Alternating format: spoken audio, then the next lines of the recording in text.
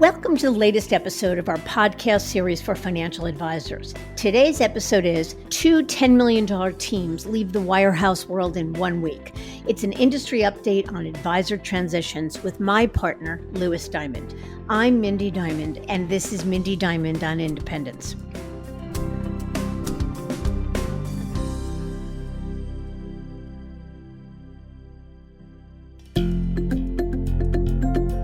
This podcast is available on our website, diamond-consultants.com, as well as Apple Podcasts and other major podcast platforms.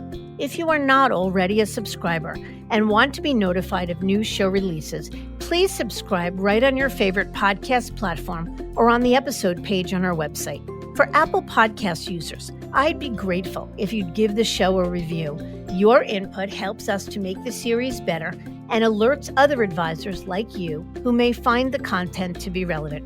And while you're at it, if you know others who are considering change or simply looking to learn more about the industry landscape, please feel free to share this episode or the series widely. In 2 consecutive weeks in February of this year, we facilitated the moves of 2 extraordinary Merrill teams, superstars producing more than $10 million each. So why is this so relevant that we opted to discuss it on the podcast? Because it's rare for any team at that production level to make a move, let alone from the same firm and within a week of each other. As we've shared many times and illustrated most recently in our transition report, advisor movement has changed over recent years, with plenty of factors driving that movement. But there are significant and often unique motivations that drive an individual advisor or team to consider change. So we thought it would make sense to discuss these moves in greater detail from our unique perspective, having served as their guides through the due diligence and transition process. I've asked my partner, Lewis Diamond, to join me. There's a lot to discuss, so let's get to it.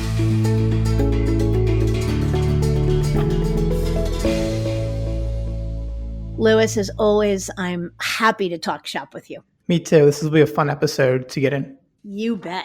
So first and foremost, we just want to give the disclaimer that we have not launched this episode or are not talking about this to disparage Merrill, even though both big teams that left Merrill. What really we are paying closest attention to is the number of big teams that are leaving big firms. And it's rare to see $10 million plus teams move because there are many different considerations. So Lewis, let me ask you, probably a good place to start. How unusual is it for a $10 million plus team to leave? And I guess what are those additional considerations that a smaller team might not have to consider? Yeah, it's a good question. So in years past, there was only a handful of $10 million plus teams in the industry. Now, with the ways that advisors' businesses grow and compounding, there's certainly more than a small number of $10 million teams, but still those teams tend to be the most entrenched within a firm, and for good reason. They're extremely successful. They're usually growing faster than the industry norm. They kind of have the firm on lock. They know how to access resources. They get special treatment oftentimes, and they know how to do everything that they need to. And clearly, from a growth standpoint, there really isn't anything wrong. So it is somewhat unusual to see 2 leave. My guess is in any given year, there's probably less than 5 $10 million teams that change firms. So the fact that we saw 2 from the same firm within 7 days' time, I think is pretty remarkable. And then you asked about what are the things that a longer tenured $10 million plus team has to think about that maybe a smaller team doesn't have to, or maybe it's not as important to them. I think the biggest thing is headcount. These teams tend to have many more folks on the team, so more stakeholders at play, more CAs, more investment folks, more advisors. So it's harder to corral such a large team from a headcount standpoint and make sure everyone's on the same page.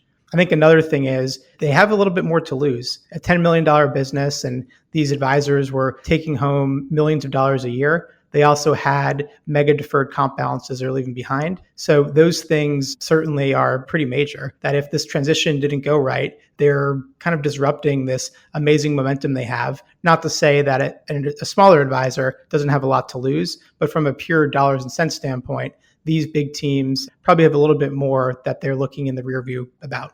Yeah, and I think we will see that as we talk about the inside baseball around both teams. Because what you will see, or what we will talk about, is the fact that both of these teams had come to the table, and the due diligence table, that is, earlier in their careers, and opted to stay put. That is also something that's typical of big teams, is that they usually don't just wake up one day and say it's time to move and then move. It's usually something they're sort of considering over time. Do you think that big teams think of their business more as a business than, say, a $2 million team might? And what I mean by that, just to clarify, is we talk a lot about how one of the things that's really changed in advisor mindset is advisors thinking about their business as a business, and the notion of how to maximize enterprise value at day's end. Do you think that's something that bigger teams think about? I think it's not necessarily fair to say only big teams think about their business as a business because, as you said, that's the big shift, I think, across the advisor universe. Certainly teams of this magnitude, they are more in the enterprise category, especially for the Chapel Group that went independent. Immediately, their business is worth tens of millions of dollars, probably 2 to 3 times more, and even more if you look on a net basis after taxes, if they sold it on the open market than the same business through CTP at Merrill. So certainly the dollars and cents are more compelling, but I think every team is looking at their business as a business, but these larger teams tend to be more institutionalized, more structured. They have dedicated investment folks. They have specialists on their team, and they have advisors that are either serving their own segment of the book, but come together with a larger service team, or it's more of a super ensemble where everyone's rowing in the same direction and serving the same client base. So I think larger teams, just given their scale, they can operate more like an RIA might. But I think every advisor of all ranks is thinking of their business as a business these days. Yeah, that's a really fair statement. And that notion of advisors thinking of their business as a business might have started at the upper end of the advisor spectrum. But I think we're finding advisors of all sizes today really thinking more about the enterprise that they're building and not just the practice that they're running. Let me ask you another question. So these two big teams happen to leave Merrill in 1 week. Are big teams only leaving Merrill or other firms as well? Certainly not. No. I mean, look, Merrill, as one of the 4 major wirehouses, certainly has many large teams of this caliber. So first off, kudos to Merrill that they have advisors like this, because not every firm has that. But no, we do see teams like this leave other major firms too. Even just thinking back to past podcast guests like Rob Sechin, who left with Jeff Kabernick a couple years ago with $5 billion under management. That's one example. And every firm, Morgan Stanley, Wells Fargo, et cetera, they lose teams like this. Although I can't really think of a time when 2 from the same firm and of this size left so close together. Yeah. So let's talk about the reasons why top teams are leaving. And in doing so, it'll highlight that it's not just about Merrill. It's not that there's something inherently wrong with Merrill. They're leaving big firms because in a lot of cases, they're looking at different things. So I guess I'd start with 1, these teams are thinking more long-term and worried that what got them here may not get them there, that all the things that they've relied upon in the past, while serve them incredibly well and not at all an indictment of the past, but as they look to do bigger and better things, they recognize that there are more things they want to do for clients and wondering if they can do it where they are. The second thing is this notion of thinking of the business as a business and holding that business to a different standard than they might have in the past, a higher standard, looking to take the business upstream. I think the third thing is probably, again, the statement that is true at all big brokerage firms, that as long as an advisor is an employee and doesn't own the business, they are manage the lowest common denominator, and there are frustrations that will limit them. To what extent they limit them, certainly not every $10 million team is going to leave, but it is the fact that there are more pushes, if you will, at play at big firms these days than ever before. Things like increased bureaucracy and managing to lowest common denominator and heavy-handed compliance and a feeling, I think, of vulnerability to termination.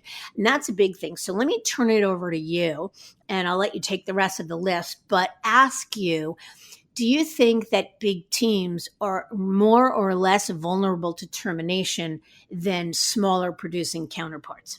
Yeah, it's a good question. I would say that, and this is probably new, larger teams are more vulnerable than smaller teams these days. It used to not be the case. We used to hear that if you're doing more than $1 million worth of production, you could really do whatever you wanted and your manager was going to have your back. And as long as it wasn't something criminal, you probably could avoid termination. Now, I mean, many of the terminations we see, it goes up and down the board as far as size, but we do see a handful of $1 billion plus advisor teams get terminated every year. I think part of it is the firms believe if they terminate a larger team, they have a better chance of retaining those assets than they otherwise would. And obviously, there's more assets at play. And usually larger teams, if there was an issue, it could potentially be a larger issue than if it was a smaller advisor. So firms are a little bit more risk averse and cautious than if it was a smaller team. But to answer the rest of your question, I would also add to your comment about pushes that similar to terminations kind of being avoided for larger teams, we used to hear that large teams, they had the firm leadership on speed dial. They knew how to get exceptions. They knew how to get around some of these limitations and frustrations that other advisors were feeling because of their size. Their manager would take a bullet for them. They had preferential treatment. They got extra resources, whether it was the top CA that I was interviewing that week or new trainees. And all that's kind of changed. Where now, I think many advisors report that all advisors kind of feel the same, whether you're a $300,000 LOS 20 advisor or you're a $10 million plus team, you're kind of treated the same way. So some might say that it's only fair. There's still people, but this business is a meritocracy, and big teams, especially ones that move, they're looking to be treated differently because of their professional standards and because of their accomplishments.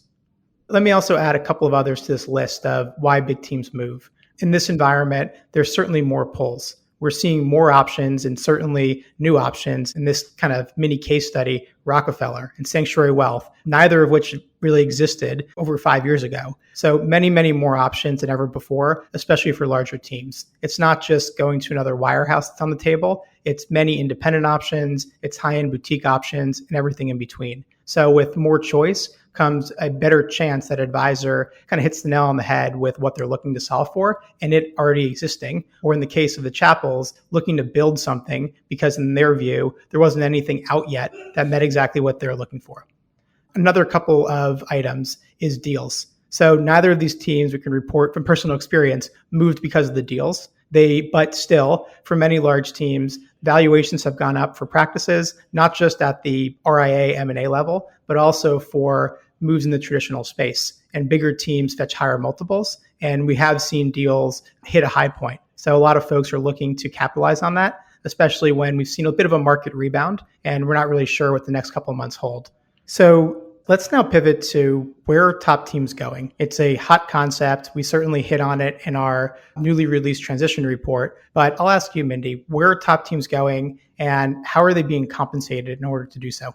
There is no one clear winner. That is for sure. That has played out when we talk about these two case studies. They've gone to two disparate, not only firms, but disparate sort of parts of the industry. And today, an advisor is as likely to move from one wirehouse to another as they are to go from one firm to a regional firm, from a wirehouse to an independent, to a regional firm to a regional firm. And we talk about it a lot in this advisor transition report that we've just recently launched. It talks about there are tombstones and all sorts of case studies about advisors that have moved. So we would refer you to that. But the thing about compensation is, as you mentioned, Lewis, the deals, no matter what corner of the industry an advisor is going to, are the biggest we've ever seen. 27 years ago, when I started the business on my bedroom floor, and I would call an advisor, their line to blow me off and get me off the phone was, call me when deals get to 100%. Now that's laughable, because today an advisor in the independent space can get 100%, and that's unheard of. But advisors in the traditional space, we're seeing deals today with a 4 handle, more than 400% of trailing 12 months production. Of course, that's not all up front, and every deal is structured individually and lots of caveats, but pretty crazy eye-popping numbers all over the place. Yep, I would agree. And also, I would put in that category the advisors that go independent and do it with zero upfront capital. So they're self-funding the launch of the business, or maybe they move to a platform and get 30% or 40% of their trailing 12. Even though they might not be getting a big deal today, we're still seeing RIA business valuations at a high. With the higher cost of capital for many private equity funds, so far we haven't seen that put a damper on RIA valuations. So aside from, we'll call it the short-term deals that one can get from moving from one big firm to another, or from a large firm to a boutique firm, on the independent side, the valuations when someone sells their practice are as robust as ever and really aren't seeing any signs of slowing down. So short-term orientation, medium-term or long-term, it's a really good time to be an advisor, especially one that's looking to hit the bid. Heck yes, I couldn't agree with you more.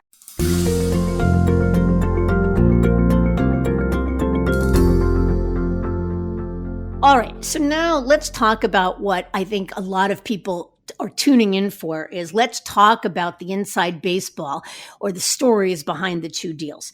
So I will take the first one, which is the Jones Connolly Pollock Group of Merrill Lynch, formerly of Merrill Lynch in Winter Park, Florida.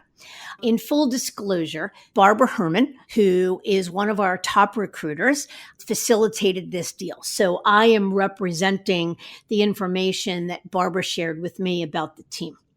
The Jones Connolly Pollock Group is an 11-member team that generates about $10.5 million in revenue on $2.5 billion in assets. And some of those assets, the focus of the business is on ultra high net worth clients, but they do some business with endowments, foundations, and nonprofits. They moved on February 17th of 2023 to Rockefeller Global Family Office. When I asked Barbara, what was the main reason for the move?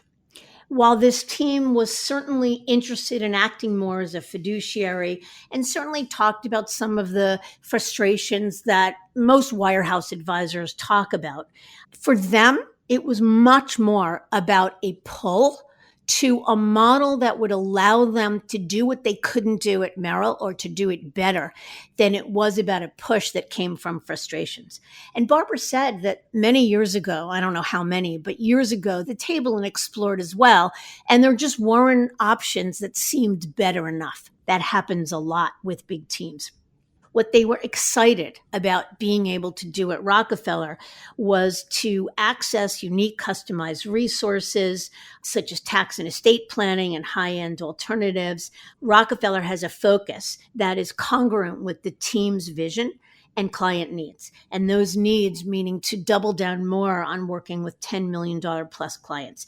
They loved Rockefeller's true wealth planning approach, the multifamily office model, if you will, and loved that it was a bespoke partnership.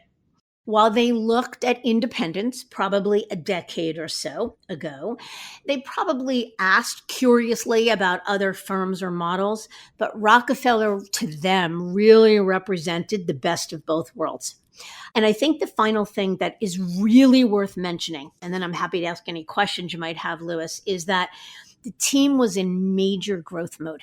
And one of the biggest things that keeps big teams or teams of any size from considering a move that they might otherwise consider is not wanting to disrupt momentum.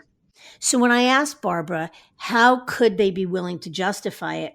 It was because one, they wanted to be the first team, the beachhead team, to really put Rockefeller on the map in the Orlando or Winter Park, Florida market.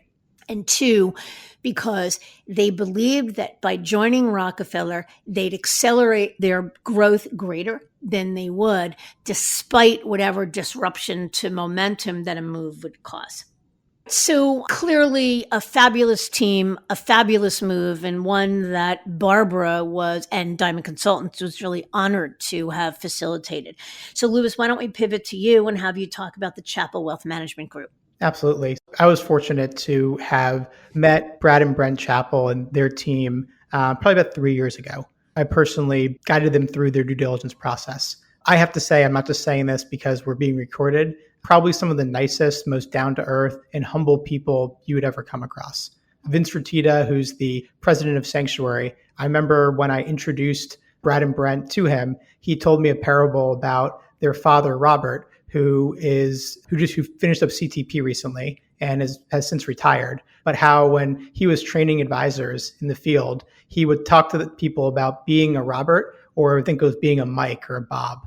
And to him, Robert was the humble, very successful advisor who you can bump into in the coffee room and would never know he was a knockdown success. So to me, that says it all. It's humility and also a quiet confidence that I think that Robert instilled in his two sons. So these guys were in the Woodlands outside of Houston. They built the business to well over 10 million of annual production, about $1.5 billion in assets, serving the high net worth, not the ultra high net worth like Jones Connolly, but I would say the comfortable high net worth. And they really prided themselves on having a brand, the Chappell Wealth Management Group. And coincidentally, that's the name of their independent firm, which you don't always see, of being a real institution in the market, that people across the board knew the team, knew the legacy, et cetera.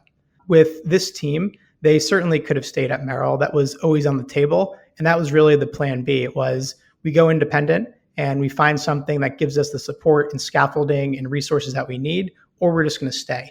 And ultimately, obviously, they found something where they felt like their needs were met, but they would have been very comfortable staying at Merrill because it was just that comfortable. The tech was good. The platform was certainly good enough. They used all of the firm's CIO models, which was a very cost-efficient way to manage assets in a scalable way. So they got maximum value from the firm.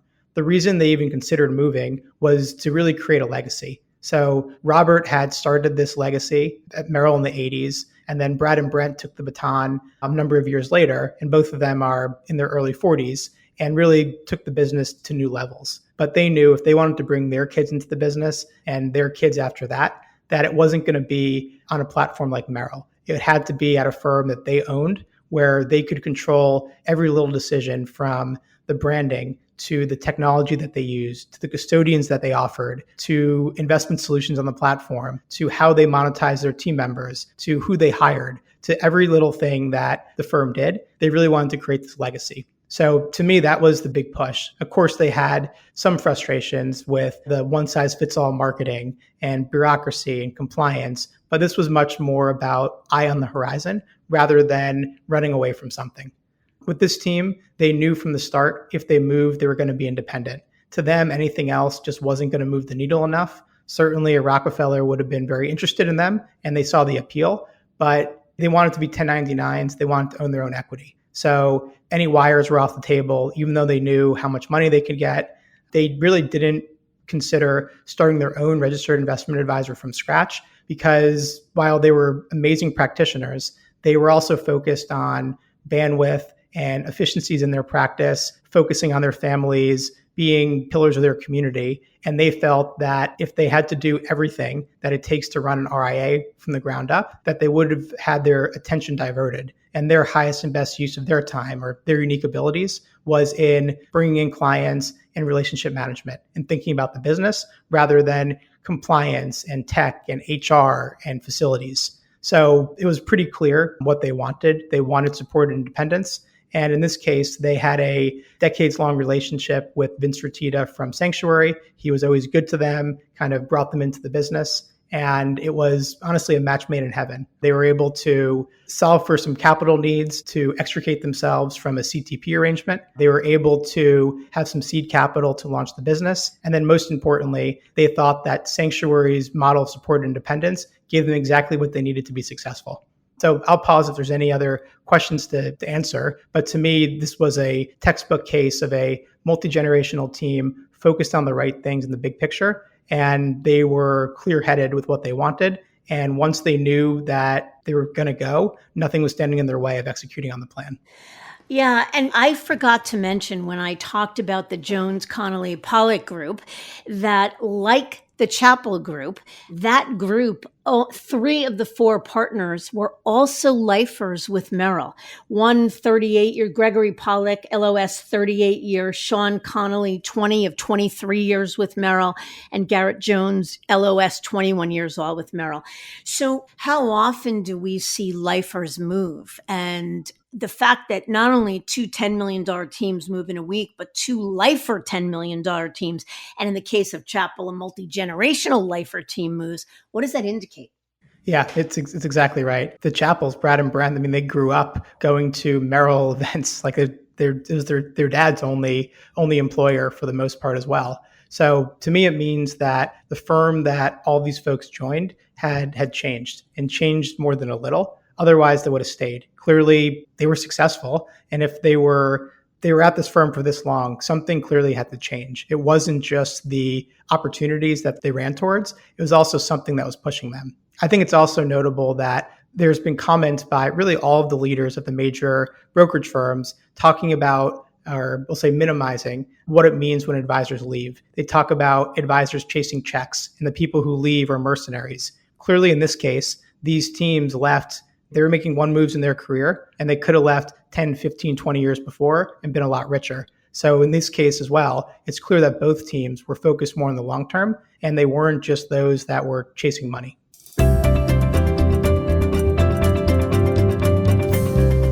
I think that just about does it, but I would be remiss not to circle back around and let's recap how these 2 case studies could be made relevant to advisors at any firm and for advisors with any size business. We highlighted these 2 moves because they were extraordinary teams that happened to move in similar time periods, and honestly had much commonality between them. But to me, the major learning of this is, number one, no matter the size of a team or the size of a business, no matter how much a team has to lose, if you get a feeling of incongruence, that what you're trying to accomplish no longer meets the agenda or the goals of your firm or your platform, that you always have an option, regardless of whether your firm's part of protocol, whether you own the business or not, whatever your firm's view on that is too. If there's a will, there's a way. And in these cases, that it's a big transition, it's a big book of business, but if these folks can do it, just about anyone can. I think that's one learning. Another one is that the options for teams of any size are greatly expanded.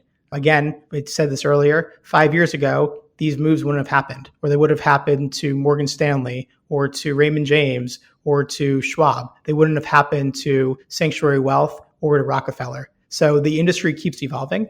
This is the deals we're talking about now. 5 years from now, it's probably completely new names. And it's a really exciting time for advisors. More options, biggest deals we've seen, and really, really good and sophisticated support for those looking to transition, whether to independence or in the employee world. Anything to add, Mindy? The only other thing I'd add, certainly well said, is the notion of how you justify disrupting growth, especially after a good year and advisors having some of their best years ever, even despite, volatile markets. It's hard to justify growth. And that often is the number one thing, as we said, that sort of gives a team pause.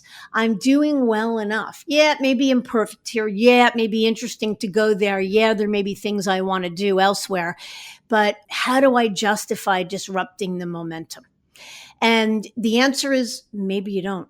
That's a personal decision and an inside job. If you talk to 10 teams, 5 will opt to say, good enough isn't enough, and I want more. And the other 5 will say good enough is more than good enough. I think probably the threshold question comes down to how long a runway you have. And in the case of both of these teams we've just highlighted, both were relatively young teams with long runways. And so they would not have been satisfied with the status quo if they looked back at the end of their careers and were still at Merrill. I think that's really the threshold question. Agreed. Louis, I love this conversation. I always love talking with you because I think it's a good spirited conversation, but I loved it because we have a lot of gratitude for the work that we do and the privilege of guiding these advisors. There's a lot of exciting things to talk about. It's certainly coincidental that these two moves happened within 7 days of each other. It's exciting. It's an exciting time to be an advisor, and we really feel privileged to be at the center of it. I do too. Thanks for having me.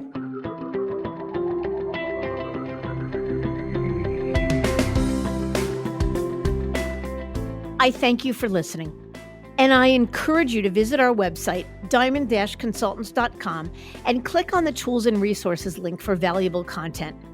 You'll also find a link to subscribe for regular updates to the series. And if you're not a recipient of our weekly email, Perspectives for Advisors, click on the articles link to browse recent topics. These written pieces are an ideal way of staying informed about what's going on in the wealth management space without expending the energy that full-on exploration requires. You can feel free to email or call me if you have specific questions.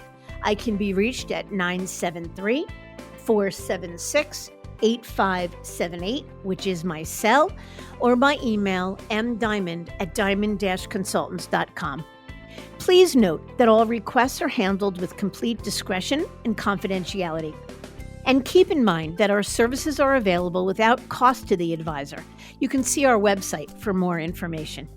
And again, if you enjoyed this episode, please feel free to share it with a colleague who might benefit from its content. If you're listening on the Apple Podcasts app, I'd be grateful if you gave it a star rating and a review.